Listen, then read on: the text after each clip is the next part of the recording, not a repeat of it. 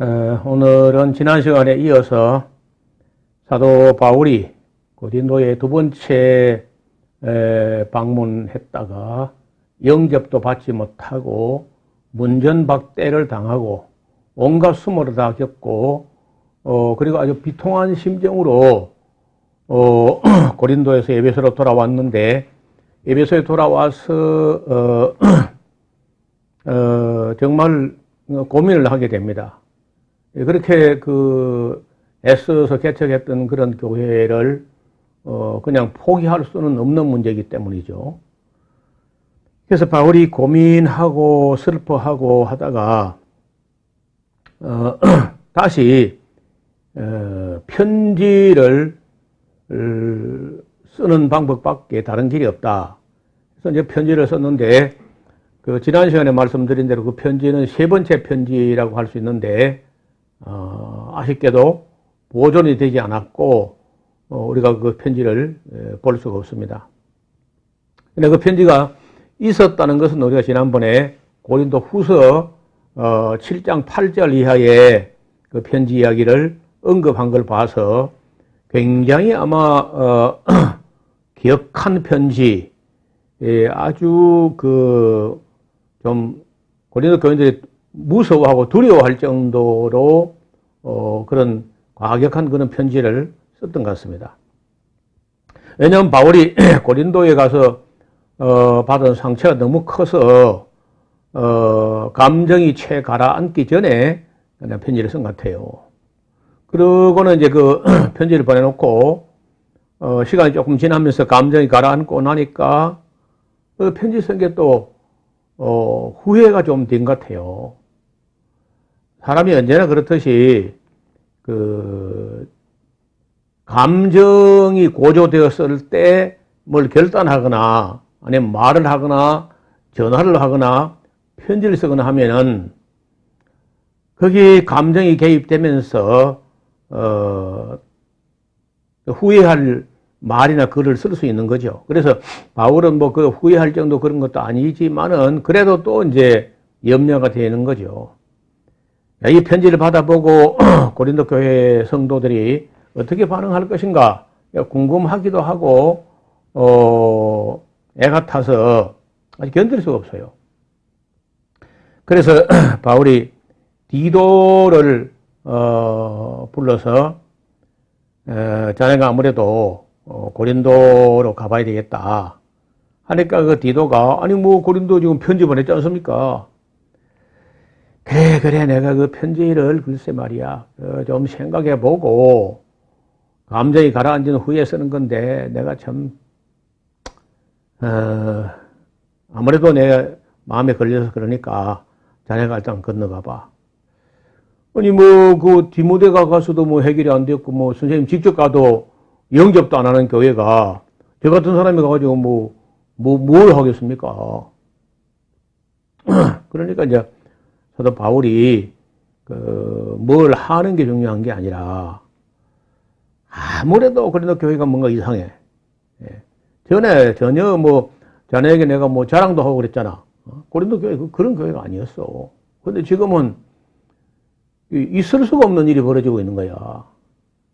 그래서 말인데 나처럼 또 불쑥 들어가가지고 문전박대 당하고 하지 말고 일단 좀 외곽에 머물면서 스데바나 정도는 좀 불러내 가지고 좀 심층적으로 그 교회 안에 누가 어떻게 무슨 일을 하고 있는 건지 그 실체와 정체를 좀 파헤쳐봐. 누가 주동자가 있는 것 같아 아무라 봐도. 그래서 내가 지금 알지도 못하고 건너왔는데 자네는 가서 은밀하게 탐문을 해가지고 그 정체나 실체를 파악한 후에 고린도 교회 성도들과 함께 문제를 수습해야 될 것 같아.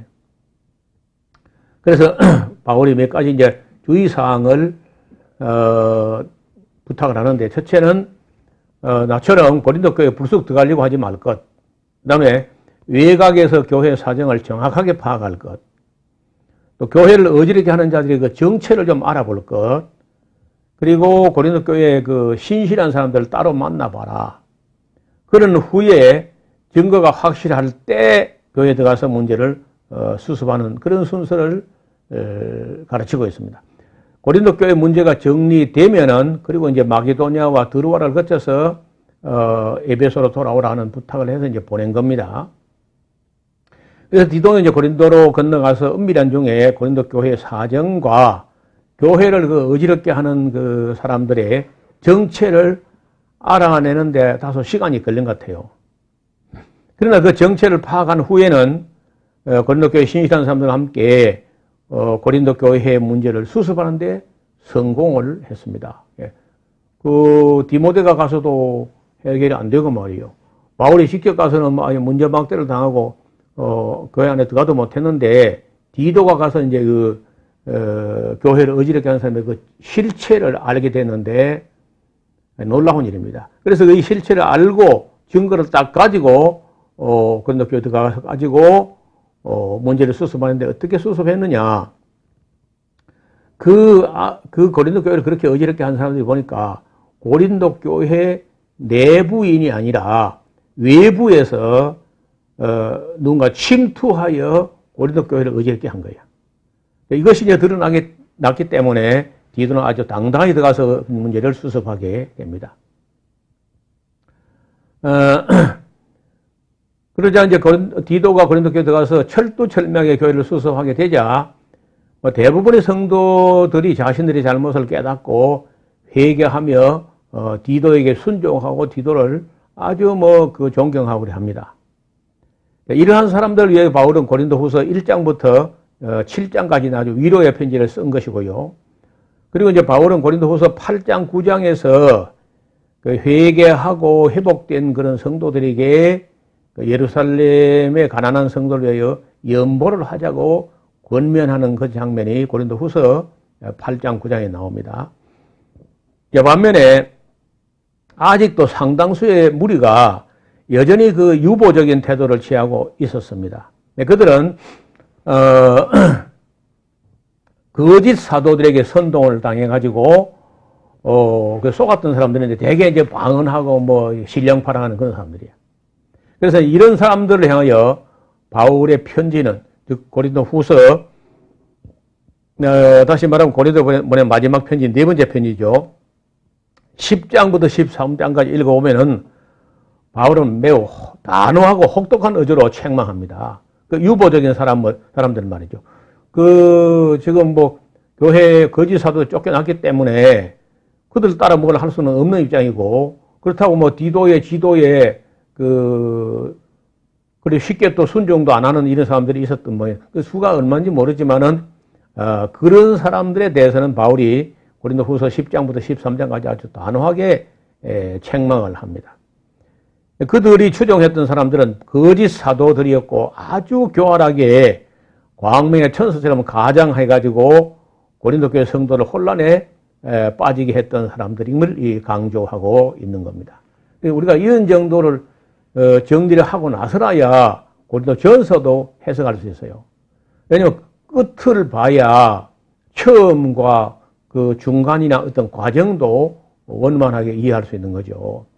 결론도 보지 않고 고린도 전서 조금 읽어보고 그냥 나름대로 그저 상상을 해가지고 해석을 하니까 그 해석들 대부분 엉터리가 됩니다. 고린도 교회 침투했던 자들에 대해서 조금 말씀드리면요. 디도가 가서 밝혀낸 것은 고린도 교회 침투했던 악한 자들과 그들이 저지른 문제를 파악해가지고 그 모든 문제를 다 처리한 거예요. 가장 큰 성과는 그동안 고린도 교회를 어지럽게 했던 자들의 정체를 알아내어서 척결한 겁니다. 다만 이 모든 문제를 은밀한 중에 파악하는 과정에서 시간이 다소 걸리게 되었고, 또 이런 사실을 모르는 바울은 디도가 너무 더디 오는 것 때문에 너무 많이 기다리고 또 기다려서 애를 태우면서 말이죠. 그래서 디도가 가서 거짓 사도들의 정체를 밝혀냈고 그들을 척결한 것까지는 잘했지만 여전히 회개하지 않는 사람들 때문에 상당 시간을 고린도 교회에서 아마 보냈던 것은 틀림없는 사실입니다. 그래서 바울이 이제 애가 타서 왜 디도가 있으면 오지 않는가? 이 사람이 다쳤는가? 병들었는가? 아니면 무슨 배가 파손됐는가? 지금처럼 신문이 있거나 그런 시대가 아니기 때문에 디도가 오지 너무 고린도 가서 시간이 오래 걸리니까 바울 사도 입장에서는 뭔가 일이 터진 것 같다 하고 이제 애가 탔단 말이죠.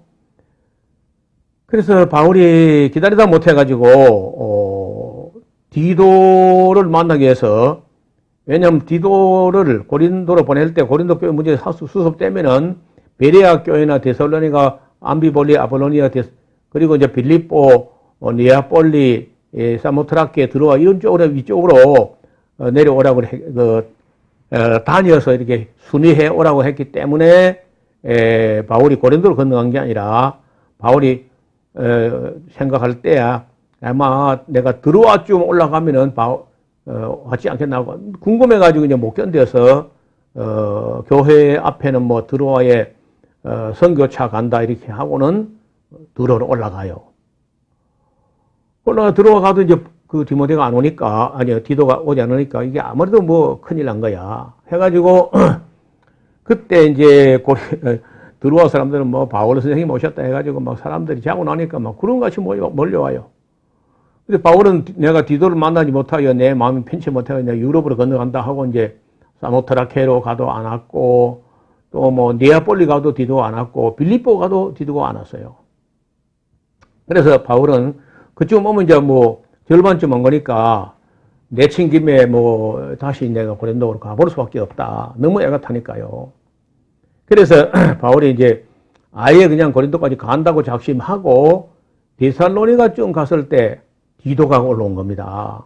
아유 여유 만만하게 그래 올라왔어요. 그래서 바울이 아마 그 디도를 만나가지고 아이고 이 사람아 이게 어떻게 된 거냐 이게 왜 이렇게 늦었어? 그래 뭐 교회는 어떻게 되냐? 뭐 그런 데 잘 돼서 뭐 어떻게 잘 돼? 이리 올라와 봐. 이래가지고 이제 바울이 디도를 불러가지고 앉혀놓고 이제 그 고린도 교회 문제 수습에 대한 그 보고를 받게 되는데, 그때 이제 바울이 디도의 보고를 받고 바울이 처음에 짐작했던 것이 적중했다는 걸 알게 돼요.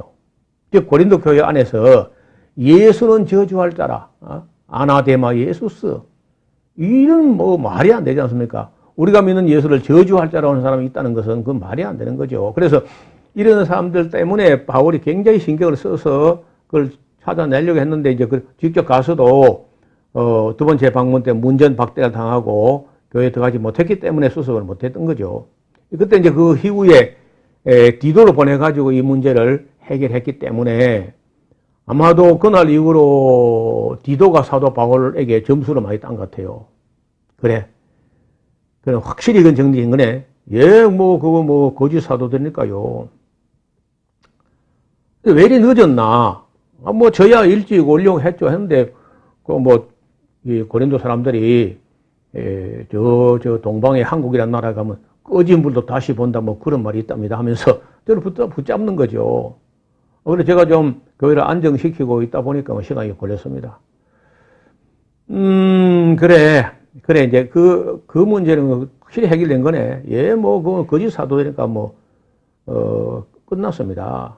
그 거짓 사도들이 다른 예수를 전하고 뭐 다른 영을 받게 한 것 같습니다. 그리고 다른 복음도 전하고 이렇게 해가지고 이제 다른 방언, 이상한 방언, 통역도 하지 않고 알아들을 수 없고 교회에 덕도 안 되는 그런 방언이 나타났으니까요. 그 고린도 가서 보니까 그 방언이고 뭐고 다 가짜입니다, 그게 다. 디도는 고린도 교회에 가서 모든 사실을 다 파악한 후에 고린도 교회 안에서 신실한 사람들과 함께 거짓 사도를 물리쳐내는 데 성공을 한 것입니다. 사탄은 그 짧은 기간에 거짓 사도들을 침투시킨 것이 고린도 교회 문제의 발단의 원인이 된 거죠. 그래서 그때까지만 해도요, 전혀 거짓 사도들이라는 그런 말은 듣지도 보지도 못한 말이었습니다. 바울도 미처 몰랐던 일이죠. 그래서 디도 보고를 받고 나서야 거짓 사도의 실체에 대해서 알게 된 겁니다. 자, 그러면 이제 고린도 교회 침투했던 자들에 대해서 우리가 좀 살펴볼 필요가 있는데요. 그들은 거짓 사도들이요, 계율의 일꾼들이었다. 또 사탄의 일꾼들이 의의 일꾼으로 가장한 것이고요. 그들이 아주 광명의 천사처럼 가장하고 들어왔습니다. 그들이 다른 예수를 전파하고 다른 영을 받게 하고 다른 복음을 전하면서 사도 바울을 이제 사도가 아니라고 이제 선동도 한 것이 그들이 한 겁니다. 그들은 알아보니까 히브리인이고 이스라엘 사람이고 아브라함 씨라고 자랑하고 그리스도 일꾼이라고 떠버린 자들이야. 그들의 정체가 드러나게 됐고 그들이 그 심었던 거짓 방언도 이제 그치게 되는 것입니다. 그래서 바울이 그 모든 사실을 파하고 야 그래 너 정말 수고했다. 그럼 이제 고린도 교회 문제가 이제 확실히 이제 수습된 거니까 자네가 말이야 다시 고린도로 가야 되겠다. 예? 고린도로 다시 가야 된다고 자네가. 제가 지금 방금 거기서 이쪽 왔는데요. 거기서는 뭐 그 누가 모르나. 아까 또 뭐 늦게 왔다고 야단치시더니 또 저를 가라 하십니까? 가야 할 것이 전에 왜 우리가 이런 고린도 교회 문제 터지기 전에 그 예루살렘의 가난한 성도를 해서 연보하자고 말했지 않나. 그랬죠. 근데 뭐 전에 하다시피 뭐 교회 문제가 터지니까 연보 같은 거 뭐 입에 꺼내지도 못한 거 아니냐. 여기 지금 여기 데살로니가 빌립보 지금 마게도냐 이쪽 사람들이 우리가 전에 말하기를 아카야 즉 고린도 갱그리아 이쪽 사람들은 1년 전부터 이미 준비했다고 이렇게 이제 우리가 이야기했는데 그 말 믿고 이쪽 위에 사람들은 다 이미 연보 다 해놨어 다 지금. 내가 지금 여기 일이 수습되면은 이쪽에 연보한 사람들 그 교회에 대표한 사람들을 대동하고 그리고 고린도로 갈 거거든 지금. 갔을 때 말이야. 이쪽의 사람들, 위 사람들은 고린도 교회에 1년 전부터 연보 다 준비하고 있는 줄 알고 그래 자기들 열심히 했는데 우리가 만약 함께 갔을 때 고린도 교회가 연보도 안 하고 있는 걸 보면 어떻게 되겠나. 자네나 나나 이상한 사람 되지 않겠나. 뭐 그건 그렇네요. 그러니까 자네가 교회 문제가 수습됐다고 하니까 말인데 가서 말이야 연보를 우리가 도착하기 전에 준비해 놓으라고. 우리가 가서 뭐 사람 세워놓고 연보한다 안 한다 뭐 이러면 우리 입장이 곤란하니까 말이야. 그렇긴 합니다만은 뭐 제가 방금 거기서 이리 왔는데 또 그쪽으로 가면은 뭐 저를 이상하게 보지 않을까요? 그러니까 편지를 쓰자고. 편지를 불러줄 테니까 자네가 받아 쓰게. 이렇게 해서 이제 바울과 디도가 데살로니가에서 지금 우리가 공부하려고 하는 이 고린도 후서를 쓰게 된 거예요. 그 내용을 보면 이제 디도 보고를 다 받은 후에 썼기 때문에 디도의 지도를 받아가지고 회개한 사람들에게는 아주 위로의 말씀으로 1장부터 7장까지 써요. 위로하고 뭐 온통 위로의 서신이에요. 그동안 교회가 너무 상태가 컸기 때문에 바울의 위로가 필요하다 이렇게 인식을 한 거죠. 그리고 이제 8장 9장에서는 그러니까 이제 문제가 수습됐으면 우리가 예루살렘 교회를 위해서 연보하자 하고 8장 9장에서 그 연보 이야기도 길게 씁니다. 그리고는 10장부터 13장까지는 아까 말씀드린 대로 디도가 지도했음에도 불구하고 완전히 회개하지 아니하고 유보적 태도를 취하고 그 방언에 심취해가지고 빠졌던 사람들이 여전히 그 미련을 못 버리고 이제 어정쩡한 입장에 있는 사람들이 아주 바울이 단호하게 고린도후서 10장부터 13장을 쓰고 있는 겁니다. 이런 내용을 스토리를 알고 고린도후서를 읽으면은 어렵지 않게 고린도후서 끝까지 이해가 됩니다. 디도를 보내면서 연보를 준비하는 것도 하고 혼란에 빠진 그 고린도 교회를 지도하고 또 교활한 유대인들이 또다시 들어와서 뭐 아니면 또 외곽에서 장난칠 수 있기 때문에 교회를 잘 지키는 것도 중요하다. 디도가 다시 고린도로 가서 고린도 교회를 안정시키는 일을 했고 또 외부로부터 다른 공격에 대비하기 위해서 고린도 교회를 지켜야 할 필요를 인식한 거죠. 바울은 그 자리에서 편지를 쓰고 이 편지 즉 고린도 후서를 디도의 손에 들려서 고린도 교회로 보내게 된 것입니다. 오늘 여기까지 하겠습니다. 감사합니다.